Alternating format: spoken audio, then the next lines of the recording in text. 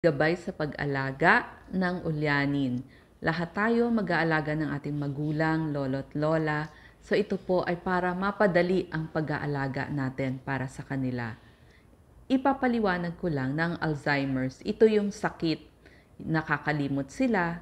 At pag sinabi namang demensya, ito yung mga sintomas o grupo ng sintomas. Hindi siya sakit.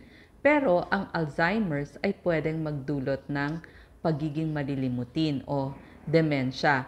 Pwede pong ma-reverse kapag ginamot ang sakit. Halimbawa naman na stroke ang isang tao. May mga iba ding mga sakit na kasama kaya nagkakaroon ng demensya. Ang demensya ay pagiging makakalimutin, pangmahirap, pangmayaman. Maraming nagkakaroon po ng ganitong sintomas. May mga test na dapat gawin sa kanila para malaman kung anong klase ang kanilang sakit at bakit sila may demensya. Ang doktor po na pwede niyong puntahan, neurologist o yung doktor sa utak at psychiatrist. Neurologist siya yung magte-test kasi kailangan din ng psychiatrist. May mga sakit kasi na nagdudulot ng demensya, yung sakit sa utak. Pag sinabing neurological examination, ito yung tinitignan yung mga reflex ng isang tao. At tinatanong sila ng mental status exam, anong petsa, oras, lugar sila nandun, at tinatanong ng simpleng addition, subtraction at multiplication. Kailangan din ng ilang lab test, yung mga blood test, at pinapagawan din ng EEG. Ito ay para sa utak, EEG, CT scan, MRI, at kailangan ng psychiatric evaluation kasi kung depressed, pwedeng magdulot ng demensya. Meron po tayong mga suggestion sa pag-aalaga sa ating mga mahal na sa buhay, lalo na kung caregiver kayo. Ibig sabihin, sa inyo pipisan ang inyong mga kamag-anak na may demensya. Number 1, sa pagresolba ng problema, isa-isa lang. Huwag pong sabay-sabay para hindi uinit ang ulo ng nag-aalaga. Halimbawa, kung problema ay pagligo ng pasyente, kailangan simpleng paraan lang para mabago natin yon. Kailangan meron tayong common sense, imagination, ideas. Kailangan masasanay din yung pasyente kung ayaw niyang maligo, for example, ng isang may demensya. Siya yung pagtanggalin niyo ng butones, ipaliwanag sa kanya, kausapin, nakatingin ang inyong mata, marahan yung sasabihan kung paano maliligo kasi baka ayaw niyang wala siyang damit. Yun yung reason, kaya pala ayaw niyang maligo. So may dahilan siya. At kailangan din ng pahinga dun sa mga nag-aalaga.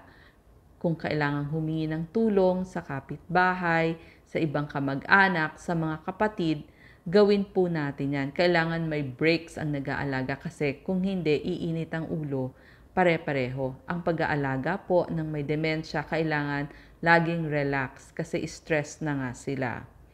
Number 4, kailangan may routine ang pasyente.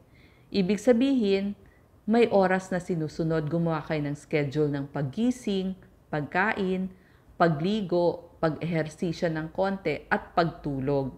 Kailangan nyo po silang ipa-exercise ng konti para makatulog sila sa gabi at para hindi sila manghina. So very important ang paulit-ulit na schedule sa kanila.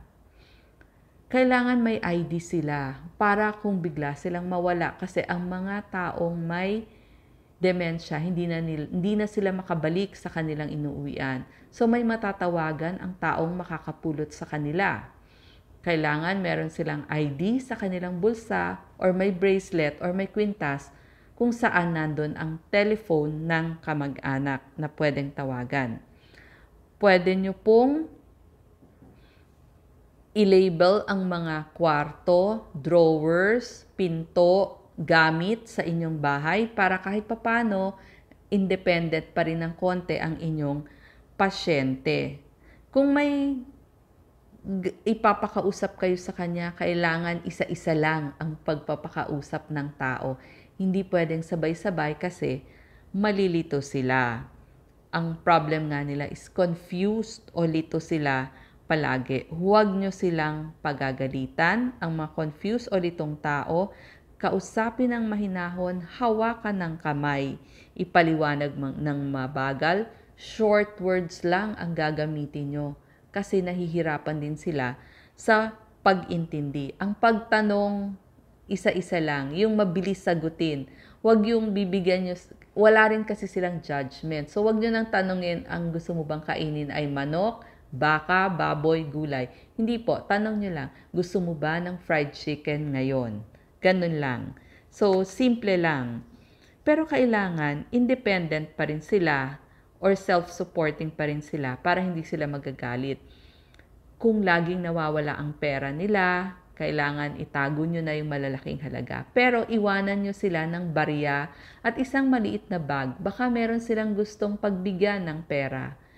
Kailangan medyo independent pa rin sila. At kailangan walang kalat sa bahay. Maaliwalas yung bahay. Kailangan yung upuan ninyo merong hawakan para pwede siyang tumayo, umupo ng sarili niya. Ganon din sa banyo. Lagyan ng ilaw ang mga madidilim na parte ng inyong bahay at maraming hawakan para iwas aksidente sa ating pasyente. Kapag ang pasyente niyo gusto labas ng bahay, huwag niyong pagagalitan. Tawagin niyo siya. Bigyan niyo ng ibang gagawin. Sabihin niyo, oh halika Lola, magtsaa tayo, kumain tayo. Kung hindi kasi iinit ang ulo niya. At lagyan nyo ng mga bells yung inyong pintuan para kapag siya ay lumabas, maalerto kayo. Alam nyo na nasa pintuan na siya. At yung mga gamit niya, baka kailangan nyo ng bed rails dun sa kanyang higaan para hindi siya mahulog at para hindi siya tayo ng tayo dun sa kanyang higaan. Halimbawa, paulit-ulit na may sinasabi ang inyong pasyente, i-reassure nyo siya. Minsan kasi tanong sila ng tanong, kailan babalik ang nanay ko? Yung pala, may fear siya kung sino mag-aalaga sa kanya. So, i-reassure nyo, andito ako inay para alagaan ka. Makikita nyo, papanatag din ang loob niya. Kung paulit-ulit niyang may gusto siyang gawin, pwede niyo siyang bigyan ng ibang gawain. So, ipagawaan nyo siya ng ibang pagkain. Kapag distracted siya o mabilis maabala, gawin yung tahimik yung lugar. Isa-isa lang ang bisita o ang kumakausap sa kanya. Pag hindi siya makakain mabuti, ilayo nyo ng konti dun sa kanyang katabi para makafocus siya. Kasi hirap din sila sa pag-focus. Para focus lang siya sa pagkain. Kapag pinapagalitan ng pasyente ang kanyang tagapag-alaga, i-explain nyo na lang dun sa caregiver niya na intindihin natin yung kalagayan. Hindi naman dahil ayaw sa kanya. Hindi lang niya maintindihan bakit kailangan niya ng caregiver. Isang araw matatanggap din niya na may tagapag-alaga na siyang iba. Ang problem din sa may demensya, mapagbintang sila, may hallucination sila, paranoid, kung ano-ano iniisip nila. Sa totoo lang, nami-misinterpret nila ang mga bagay-bagay. So, mali yung pag-intindi nila. At minsan, hindi na sila makakilala ng tao o ng bagay. Kahit nga spouse nila o anak nila, one day makakalimutan nila.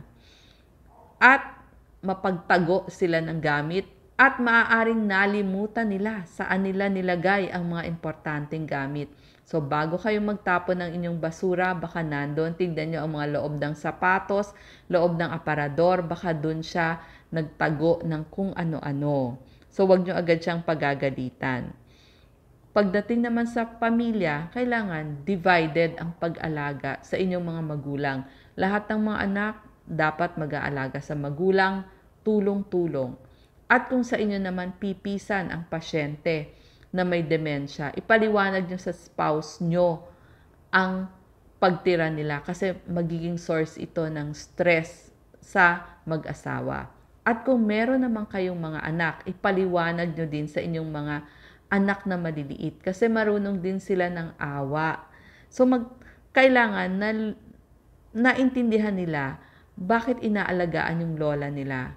Kasi tumitingin-tingin din sila sa paligid, ano yung nangyayari. So meron silang awa, may lungkot, bakit nangyayari itong mga to? So kailangan nila ng explanation. Lalo na kapag teenager ang anak nyo. Kasi ito yung time na kailangan ang oras ng magulang sa kanila. Kaya lang nahahati. So ipaliwanag nyo yung family dynamics. Isulat ang mga gagawin nung pasyente, baka naman kaya pa niyang sumunod. Pumili kayo ng mga damit at sapatos na mabilis isuot or kung pwede nga slip-ons, yung mga gamit ng inyong pasyente na luma, mga pictures, photo albums, ilagay nyo lang dyan sa tabi niya kasi paulit-ulit niya yung titignan. Ang maganda kasi, sense of security yon para sa inyong pasyente. Anong pagkain ang papakain sa kanila? Yung mga masusustansya, may omega-3 fatty acid katulad ng mga isda. Assorted pa rin, iba't iba kasi para hindi siya magkulang ng mga protina at pangunahing vitamina, mineral. Again, uulitin ko po ang doktor na kailangan natin, neurologist or yung doktor sa utak at kailangan din ma-consultant kahit once sa isang psychiatrist. So sana po itong mga ito makatulong sa mga pamilyang nag-aalaga ng ulyanin o makakalimutin at isang araw tayo din ay magiging malilimutin. Salamat po.